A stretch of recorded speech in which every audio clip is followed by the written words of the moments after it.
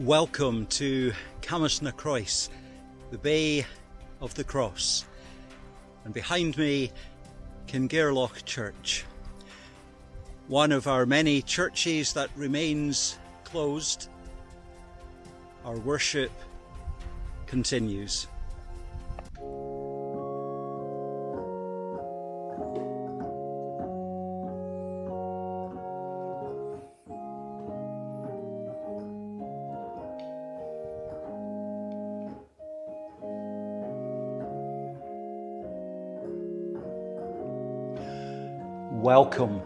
Welcome to you all to Kingairloch Parish Church. We gather with the whole church around the world. And even if you feel alone, withdraw with intention today in this moment to be with God. If you feel any fear, bring it to Christ that He may help you walk as the individual that you are. Worship as you can. Let us gather together. Let us worship God.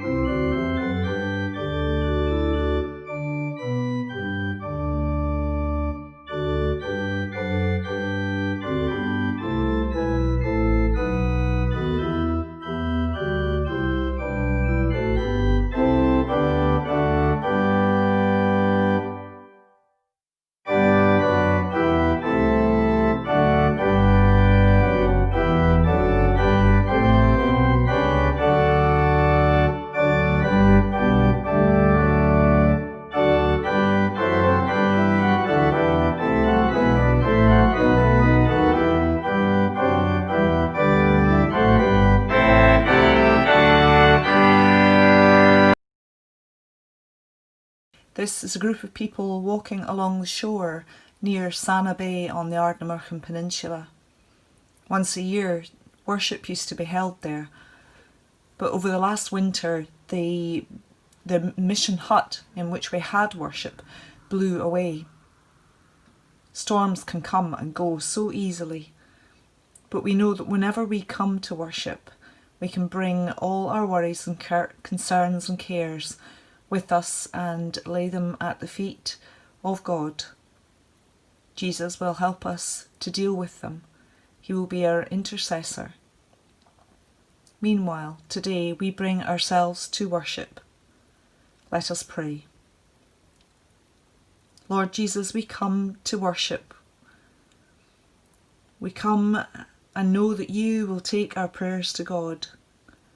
We know that you know what it is to be afraid. You saw your friends soaked and scared on the boat in the middle of the night, and you came to them. While you were on your way, they called to you. Peter shouted out. He was so excited and courageous, and we sometimes feel excited and courageous, and we want to step out in faith and to prove our love for you. But then we get cold feet. Worries come. We find our faith isn't as deep-seated as we thought. Fear starts, our hearts beat faster and harder, and we get swamped, overwhelmed by the storms of life. Peter sank beneath the waves, called out, and you reached out your hand. You held out your hand to him as you hold out your hand to us. And you love us. You show us God's love.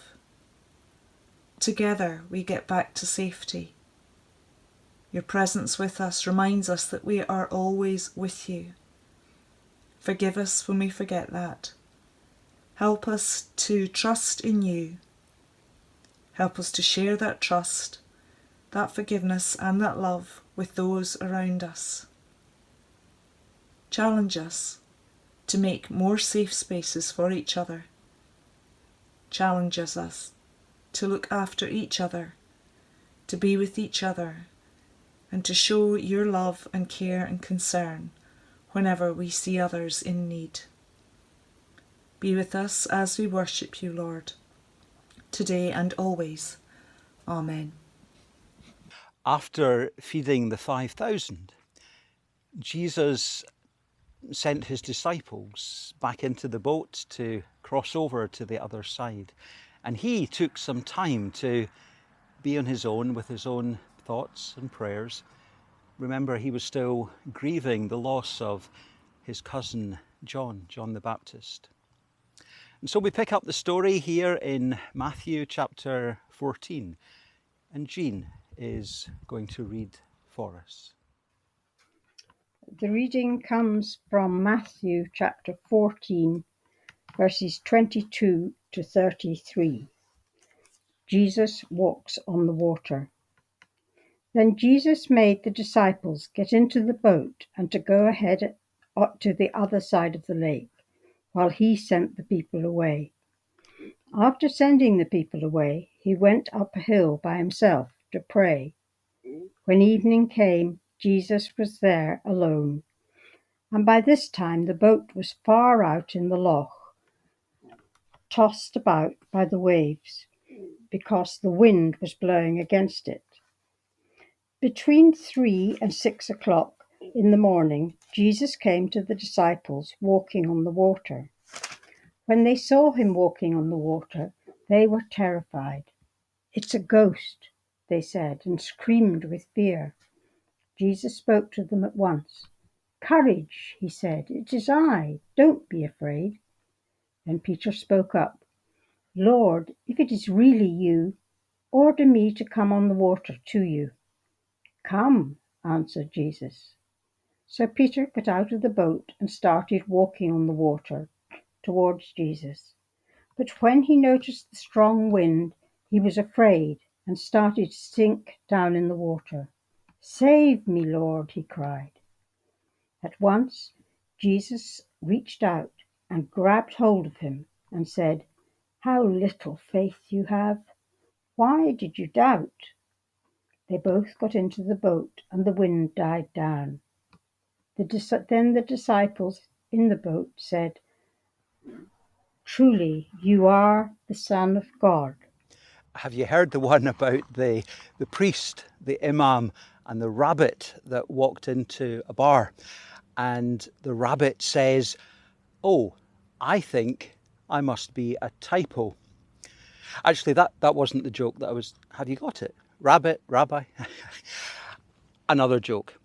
3 clergymen went out fishing one day. A Presbyterian, an Episcopalian, and a Baptist. Out in their little boat on the loch, and they weren't catching very much when the Episcopalian announced that he had left his lunch on the shore, and he stepped out the boat, walked across the water, picked up his lunch, walked back and got into the boat. A moment or two later, the Baptist announced that he was going to go and pick up some other fishing gear that he had left back at the car. He stepped over the side of the boat, walked across the loch, picked up the other fishing gear, and came back to the boat. The Presbyterian, somewhat bemused but not wanting to be left out, announced that he was just nipping out, but he'd be back in a moment or two. He stepped over the side of the boat, and what a splash there was. And his two friends reached out to grab him and pulled him back to the safety of the boat. Nothing else was said as the three of them returned to shore by more convenient means, rowing the little boat. And while the Presbyterian was drying himself off, the Episcopalian said to the Baptist, "Do you think we should let him know about the stepping stones?" To which the Baptist replied, "What stepping stones?"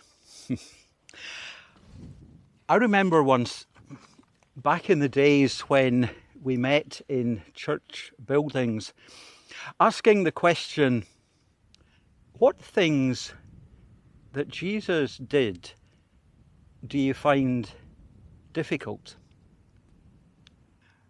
Walking on water was the first answer. It wasn't the answer I was expecting.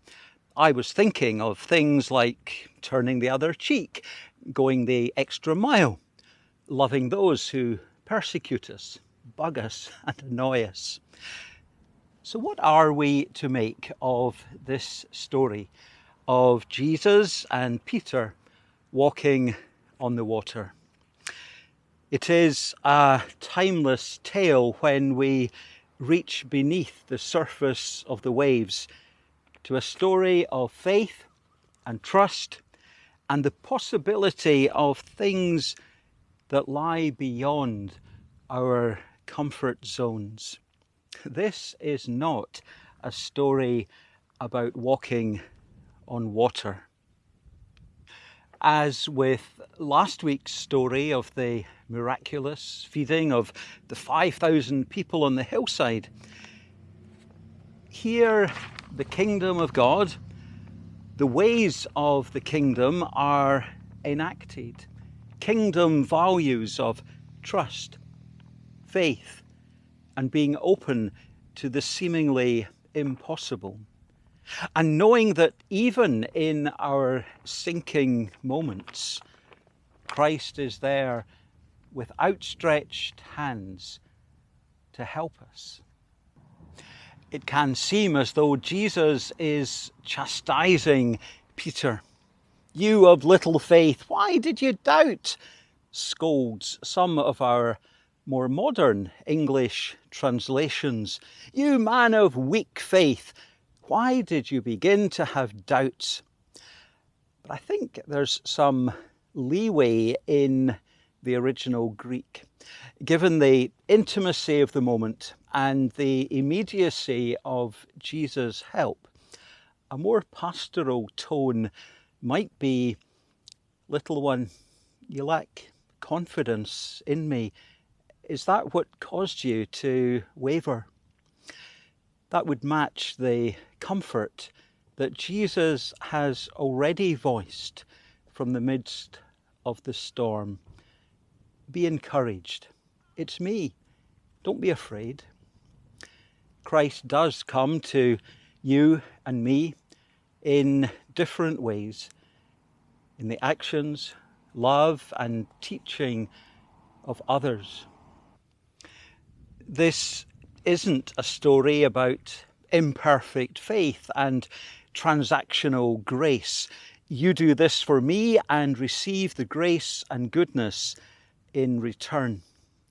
Sooner or later, we all sink like a rock. This is what it is to be human. And yet, Jesus chooses to build the church with waterlogged stones. Jesus acknowledges the storm, recognizes and validates the fear. He encourages Peter and then stands or sits with him in the boat in the midst of the storm. Have courage. Don't be afraid. Words we find often in the Bible. Some say 365 times, one for every day of the year. Actually, you'll find more. The underlying Greek here would be something like be of good cheer, good heart, courage. And our word courage, of course, comes from the French cœur, the heart. Don't be afraid. Be of good heart and step into the unknown. Now, don't actually step out of a boat. You'll get wet. But symbolically, are there not places where you need to step out into new places to walk towards? With our lockdown restrictions, there is understandable fear and a longing for all this to be over and return to normal. It's also been a time for individuals, families, communities, businesses, nations to step up in new directions, to step into new adventures. What's your next step? Every adventure starts with a next first step. And there may be stepping stones along the way to help you. There will certainly be friends along the way to share the journey and help you. Maybe your next step is to take time, as Jesus did, to take time with your prayers and your thoughts, your dreams, your hopes, your plans, your intentions. Is there a way that you can reach out for others with a phone call, a letter, a social media post? Is there something that you've been putting off? I can't do that. Something to take you beyond your comfort zone. Maybe a new hobby. Maybe that I'll do it someday thing is just right for a time such as this. Be of good heart. Don't be afraid. Step out. Step up. And know that the outstretched arms of Jesus and others will be there when you sink and fail and fall. You will, and I will. It's part of the journey to the other side of the lake, part of the adventure of life and faith and love. Amen. This is a photograph of the scene from a beach at Kilmorey on the Ardnamurchan Peninsula. It's a place of great peace, such contrast to the world. But it doesn't mean that the busy world as we know it cannot still be in our prayers. Here's a prayer that was written by Bridget, who lives very close to this scene. Let us pray. God of peace, we pray for your people as we gather in new ways to worship you. Pray for our parishes and communities who miss the opportunities to gather together in fellowship. We pray for our young people as they return to school, and for those who have decisions to make for their future. We remember our brothers and sisters around the world, especially those who live in poverty, with the lack of clean water and scarcity of food. We pray for the people of Beirut as they struggle in their grief from the aftermath of the blast that killed and injured so many. We pray for those struggling with the effects of the last few months. Strengthen and encourage us all, Lord, as we find new rhythms of life. We thank you for your continuing love and knowing you are always there to hear our prayers. Amen. And so, continuing in a spirit of prayer, we bring our offerings. We bring all that we have, all that we are, all that in God's goodness we are yet to be. Let us pray. Set us free this day, Giver of grace, to give without expectation of return, to receive without second guessing the motive.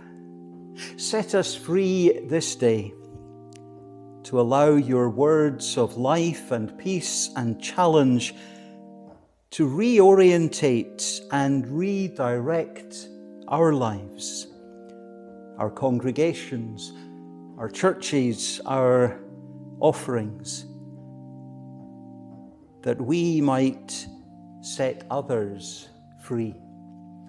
And hear us as we join together and say, Our Father, who art in heaven, hallowed be thy name. Thy kingdom come, thy will be done on earth as it is in heaven. Give us this day our daily bread. Forgive us our debts, as we forgive our debtors. And lead us not into temptation, but deliver us from evil. For thine is the kingdom, the power, and the glory. Amen.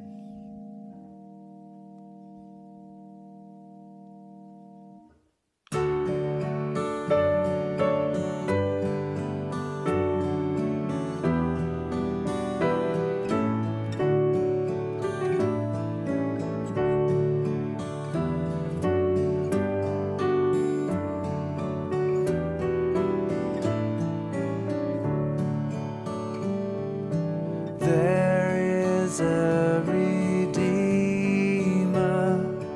Jesus, God's own Son, precious Lamb of God, Messiah, Holy One. Thank you, oh my Father, for giving us your Son.